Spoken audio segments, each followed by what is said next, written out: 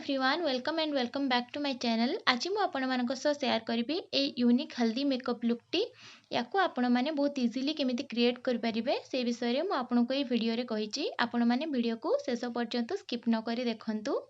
तेबे चलंतु tutorial T को start करबा। एठी मु प्रथमे फेस को भल भाव में क्लीन कर नउची। या पई मु यूज करिची गार्नियर माइसेलर वाटर।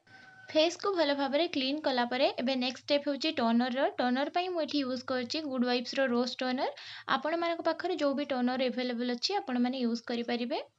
एबे मु एठी फेस रे मॉइस्चराइजर अप्लाई करूची। मॉइस्चराइजर पई मु यूज करूची पॉन्ड्स रो लाइट वेट मॉइस्चराइजर। आपण माने जानिथबे एटा गोटे रेगुलर मॉइस्चराइजर और ऑल स्किन टाइप रो सब स्किन टाइप ऊपर मॉइस्चराइजर टी सूट करे। आपण माने देखि पारुथिबे मु फेस रे मॉइस्चराइजर टी को केमिति भल भाव में मसाज करके अप्लाई करूची जा द्वारा कि यह स्किन ने भल भाव में एब्सॉर्ब हे जिवो। तापरे नेक्स्ट स्टेप रे आमे प्राइमर यूज करिबा। प्राइमर पई मु एठी यूज करची स्मैशबॉक्स रो फोटो फिनिश प्राइमर।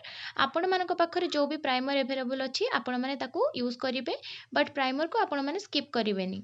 एबे मु फेस रे कलर करेक्शन करूची। कलर करेक्शन पई मु एठी क्रायोलन डर्मा रो प्रोडक्ट को यूज करिची। आपण माने जानिथबे कलर करेक्शन कोन पई करा जाय। फेस रो जो भी एरिया रे डार्क सर्कल बा डार्क पैचेस थिबो से सब को हाइड करिया पई हम माने स्किन रे कलर करेक्ट करिथाउ।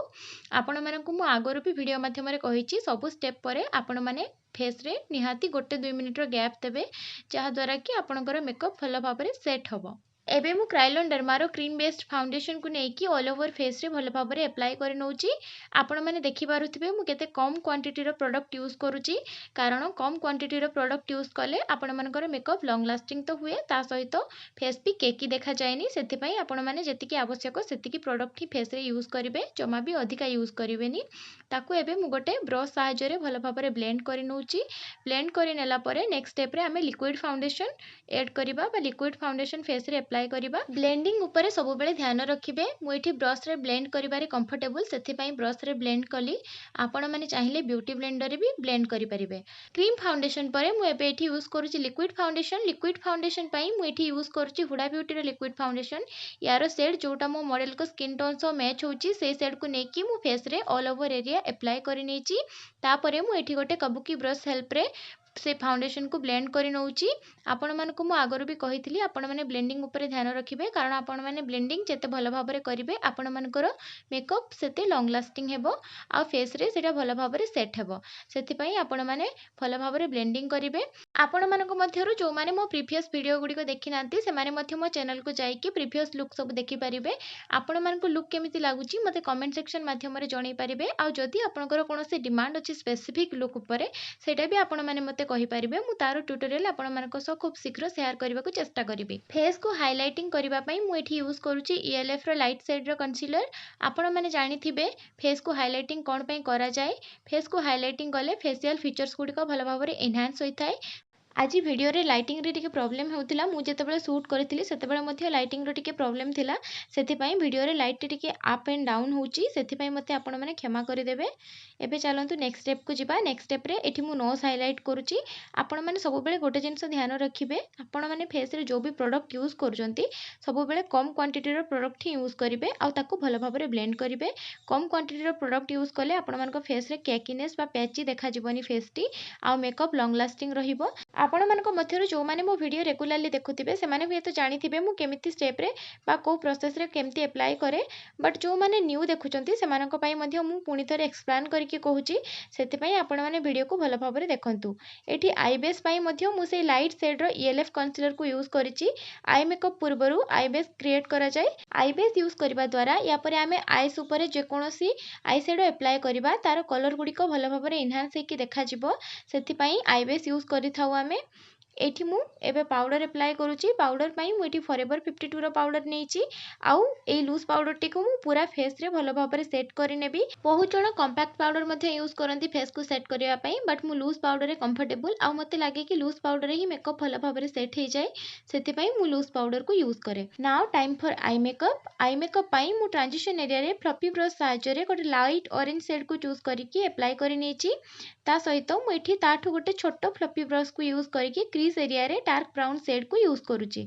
क्रीज एरिया रे मते डेप्थ दरकार थिला सेथिपाई मु एठी डार्क ब्राउन शेड को चूज कली। आपण माने निज निजर आउटफिट हिसाब रे ही कलर को चूज करिवे। आज मु गोटे यूनिक एवं ड्रामाटिक आई मेकअप क्रिएट करिवि कारण आज हमर कॉस्ट्यूम भी बहुत यूनिक अछि।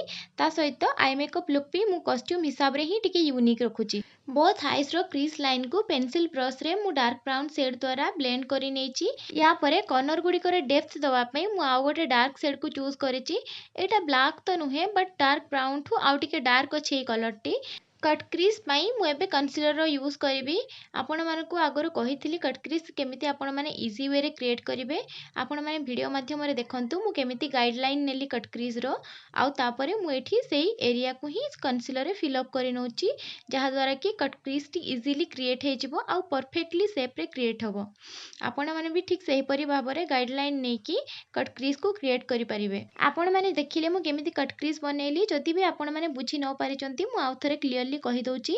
आपण माने देखिले मु केमिति प्रथमे आईस उपरे जो लास्ट एरिया अछि लास्ट एरिया रो ऊपर भाग रे कंसीलर को अप्लाई कली आउ मो मॉडल को ऊपर को देखिया पई कहिली से जते बेले ऊपर को देखिले ऊपर भी मध्य से कंसीलर टी लागी गला जहा द्वारा कि गोटे लाइन क्रिएट हैला। सेही लाइन को गाइडलाइन हिसाब रे यूज करिकी मु कॉर्नर टू कॉर्नर एवं सेंटर रे कंसीलर को अप्लाई कली आउ हमर कट क्रीज बनी गला।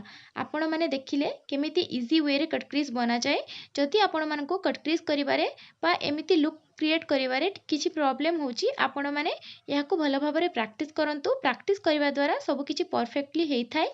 मेकअप रे आपण माने जेते प्रैक्टिस करिवे आपण मानकर लुक डे बाय डे सेते एनहांस होबो आउ आपण माने प्रोफेशनली बहुत ही भलो वर्क करि परिबे। बट आपण माने सब बेले मॉडल को ऊपर ही प्रैक्टिस करिवे आउ यूनिक लुक ट्राई करिवा पई चेष्टा करिवे। बट रियल क्लाइंट को ऊपर एमिति प्रैक्टिस करिवेनी बा एक्सपेरिमेंट करिवेनी जहा द्वारा कि तांकर बिग डे खराब हे जिवो बा आपण मानक भूल पई किछि मिस्टेक पई तांकर लुक खराब हबो। सेति पई आपण माने प्रथमे प्रैक्टिस मॉडल को ऊपर करिवे तापरे आपण माने रियल क्लाइंट को ऊपर जदि प्रैक्टिस भलो अछि बा आपण को लागुची आपण माने ए लुक टी परफेक्टली क्रिएट कर दे परिबे सेते बेले आपण माने क्लाइंट को ऊपर ही से लुक टी को क्रिएट करिवे। एबे देखंतु कट क्रीज जो आमे बनेइथिलु तारो कॉर्नर गुडी को मु सेही डार्क ब्राउन शेड को यूज करिकी केमिति मर्ज करि नउची आ ब्लेंड करि नउची सेही पेंसिल ब्रश को यूज करिकी। कट क्रीज रो कॉर्नर गुडी करे एमिति डार्क शेड टी यूज करले कट क्रीज टी आहुरी सुंदर लागि थाए। सेति पई मु सब बेले कट क्रीज रो कॉर्नर रे डार्क शेड को यूज करे। एबे तारो टिके मिडिल को बा कट क्रीज रे जो डार्क शेड आमे अप्लाई करथिलु कॉर्नर रे तारो टिके ऊपर को मु एठी लाइट पिंक शेड यूज करूची कारण हमर कॉस्ट्यूम रे मध्य से कलर सब ऐड अछि सेति पई मु यूज करली। एबे सेंटर रे मध्य मु गोटे सिमर पिंक शेड को नेकी अप्लाई करि नउची। सेंटर रे मु पिंक आ पर्पल बोथ कलर को मिक्स करके अप्लाई करूची। आपण माने जदि चाहिबे ओनली पिंक भी अप्लाई करि परिबे बट पिंक आ पर्पल को मिक्स करके जो कलर टी को मु एठी अप्लाई करिछि सेटार लुक आउट के एनहांस होछि सेति पई मु बोथ कलर को मिक्स करके एठी सिमर शेड को अप्लाई करिछि। जेमति कि पिंक पर्पल ए सब कलर गोटे ही फैमिली रो सेति पई याको मिक्स करके अप्लाई करिबा द्वारा कोनोसी भी प्रॉब्लम नाही आ सेटा को बहुत ही सुंदर देखा जाय। एबे आपण माने देखंतु इनर कॉर्नर रे मु गोटे लाइट पिंक बा बेबी पिंक रो सिमर शेड को अप्लाई करिछि जहा द्वारा कि लुक टी आउट के एनहांस होछि जेमति कि ट्रांजिशन गोटे क्रिएट होछि light pink to dark pink. Inner corner रे मु एबे सिल्वर शेड को अप्लाई करि नेली एवं एहा द्वारा आई मेकअप लुक टी आउट के एनहांस हेबो एवं आईज टी हाइलाइट हेबो। सेथि पई मु इनर कॉर्नर रे ए सिल्वर शेड को अप्लाई करली आउ याकू भलो भाबरे पिंक कलर सहित मर्ज कर देली। आउ गोटे पॉइंट आपण माने जानि रखि थांतु फिंगर सहाय्य रे सिमर कलर गुडी को पिगमेंटेशन भलो आसी थाए बट ब्रश सहाय्य रे पिगमेंटेशन सिमर शेड रे एते भलो आसी न थाए सेति पई सब बेले मु फिंगर रे अप्लाई करे। आईब्रो पई यूज करूची एनास्तासिया रो ब्रेवली हिल्स आईब्रो। ए आईब्रो टी डार्क ब्राउन शेड रो आउ आपण माने भी सब बेले डार्क ब्राउन शेड को चूज करिवे आईब्रो को फिल अप करिया पई। जमा भी ब्लैक शेड को यूज करिवेनी नहले आईब्रो टी आर्टिफिशियल लागिवो रियल देखा जिवोनी आउ नेचुरल लागिवोनी। आईब्रो जिते बेले भी फिल अप करूचंती फ्रंट लाइन टी को बहुत ही सॉफ्ट रखिबे सॉफ्ट हैंड रे फील करिवे फ्रंट लाइन टी को। एहा द्वारा आपण मानको आईब्रो भी नेचुरल लागिवो ता सहित बहुत ही भलो आउ सुंदर शेप मध्य क्रिएट हेबो। सेति पई फ्रंट टी को सॉफ्ट लाइन रे फिल अप करिवे आउ जो भी मझिरे गैप अछि आईब्रो मझिरे बा आपनको जेमति भी लाइनिंग दरकार आपण जेमति करिया को चाहुचंती सेटा को आपण माने क्रिएट करिवे। फेस को कंटूर करिवा पई बा गोटे शार्प लुक दबा पई मु एठी यूज करूची पाउडर ब्रोंजर रो। आपण माने हुए तो जानिथिबे मु क्रीम कंटूरिंग बेसी यूज करेनी मु पाउडर ब्रोंजर ही बेसी प्रेफर करे। एहा द्वारा लुक टी सटल क्रिएट हुए। पाउडर ब्रंजर को भी आपण मैंने फेस रे ब्रश साहाय्य ब्लेंड करने जमीती कि आपण फेस रे सेटा स्मूथली एप्लाई हो आपण फेस को शार्प देखब एमती हार्श लाइन देखा जाउथबा भलिया कौन भी जमती शार्प लाइन न रुए फेस रे से भलिया आपण ब्लेंड करेंगे नहले आपणकर कंटूरिंग टी बहुत ही हार्श देखा से आपण मैंने ब्लेंडिंग टेक्निक को भल से यूज करेंगे। मॉडल को फेस अनुजाई क्लाइंट को फेस अनुजाई जो जो एरिया रे कंटूरिंग रो नीड अछि आपण माने से एरिया रे कंटूरिंग करिवे फेस को शार्प देखेबा पई। एबे मु एठी नोज कंटूरिंग करूची या पई मु गोटे छोट ब्रश को यूज करिची आ ब्रंजर को नेकी नोज को भलो भाबरे कंटूर करि नेली। एबे मु एठी ब्लश यूज करूची ब्लश पई मु एठी यूज करिची आई मैजिक रो ब्लश पैलेट एटा बहुत ही भलो पैलेट टी ए पैलेट टी रे आपण मानकु ब्लश रो 3-4 टी शेड अवेलेबल अछि एटा आपण माने जे कोनोसी लाइट टू डार्क स्किन ऊपर अप्लाई करि परिबे। आज मुझे यूज करुच्ची मेबेलिन कलर्स लुक काजल यहाँ भी आपंकर लंग लास्टिंग आ वाटर रेसिस्टेंट भी से काजल टी आज यूज करुच्ची एटा बहुत एफोर्डेबल भी बहुत ही दामी नुहे एटा एफोर्डेबल काजल टी आपण मैंने चाहिए एफोर्डेबल यूज करेंगे ना आपंक पाखे जो भी ब्रांड एवेलेबल अच्छी आपटा यूज करेंगे। काजल को बहुत ही थिन लाइन में एप्लाई कर तल लाश लाइन को स्मच करी काजल को स्मच कले गोटे स्मोकी इफेक्ट क्रिएट होता है से लोअर लाश लाइन रे आई शेडो द्वारा काजल को स्मच कर दिए। ये मुझे देखूँ गोटे पेंसिल ब्रश यूज करिकी जो शेड मुझे एप्लाई करी आई शेडो आईस उपरे से शेड को यूज करिकी काजल को केमती स्मच करुच्ची आ या द्वारा लुक्स टी आउ टिके एनहांस हेबो। Now time for mascara losses को वॉल्यूम दबा भी बहुत ही जरूरी नहले लुक टी इनकम्प्लीट लगे से मुझे मस्कारा यूज करुच्ची बोथ आईस रे मस्कारा को यूज कर सारा पर मुझे फॉल्स आईलैशेस भी ऐड करी एवं तापर आम मैंने लाइनर भी ऐड करवा तो आपण मैंने कंटिन्यूअसली देखु थांतु मु केमिति वे रे मस्कारा को एप्लाई कली। लाइनर पाई मुझे यूज करुच्ची कलर वालोर लिक्विड आईलाइनर। अच्छा लाइनर लगेबारे को मानकु प्रॉब्लम आसे आ आपण माने केमती कोन लाइनर लगांती से विषय रे आपण माने मते कमेंट सेक्शन माध्यम रे कहंतु जदि आपनकु कोनोसी प्रॉब्लम आसुची लाइनर लगेबारे ताहाले मु लाइनर पर मध्ये स्पेसिफिक वीडियो आपण मानको पई बने देबी आपण माने मते कमेंट सेक्शन माध्यम रे जणांतु। मु एठी लाइनर को मीडियम थिन रखिची बहुत ही मोटा करिनी बा बहुत ही पतला करिनी अकॉर्डिंग टू द लुक जोटा भी फेस रे सूट हुए से हिसाब रे हमको अप्लाई करबा को पड़ी थाए। एबे मु एठी फॉल्स लासेस ऐड करूची फॉल्स लासेस पई मु एठी यूज करूची पीएससी रो लाश ग्लू से लाश ग्लू को यूज करिकी मु ए लासेस को स्टिक करूची। मोर गोटे छोट रिक्वेस्ट थिला आपण माने समस्त वीडियो तो देखुचंती बट वीडियो को लाइक और शेयर करू नाहंती चैनल को मध्य सब्सक्राइब करू नाहंती। जदि आपण मानकु वीडियो भल लागुची बा हेल्पफुल रहउची ताले आपण माने वीडियो को लाइक शेयर और सब्सक्राइब करंतु जहा द्वारा कि वीडियो बनेबारे मध्य मते मोटिवेशन मिलिबो। एबे मु एठी लिपस्टिक अप्लाई करूची लिपस्टिक पई मु एठी गोटे स्टेक वर्क रो मिनी लिपस्टिक को अप्लाई करची सेटा भी बहुत एफोर्डेबल और लॉन्ग लास्टिंग भी आपण मानकु मेरो फोटो दे देबी आपण माने स्क्रीन ने देखिबे। Now time for the highlighter से मुझे यूज करुच्ची बेकार शैम्पेन पॉप हाइलाइटर ए हाइलाइटर टीर ग्लो बहुत बढ़िया आसे से मुझे को बोथ मॉडल और क्लाइंट को ऊपर मध्य अप्लाई करे।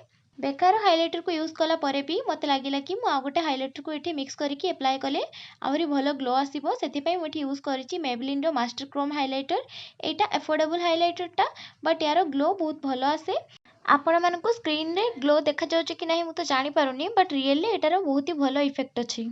एबे आमे मेकअप को फिनिश करबा लास्ट स्टेप मु कोन अप्लाई करबी आपण माने गेस करी कहिले चलतु मु आपनको देखौछि लास्ट स्टेप रे मु एठी मेकअप फिक्सर अप्लाई करूछि आ मेकअप फिक्सर भी अफोर्डेबल एटा भी स्विस ब्यूटी ब्रांड रो मेकअप फिक्सर। एबे देखंतु फाइनल लुक आपण मानको लुक केमिति लागुछि मते कमेंट सेक्शन माध्यम रे जणांतु आउ आपण मानको मध्यरु जो माने भी इंटरेस्टेड अछंती से माने मेकअप बुकिंग करि परिबे स्क्रीन ने मु नंबर दे देछि ता सहित मो चैनल को लाइक शेयर और सब्सक्राइब करंतु। Thank you.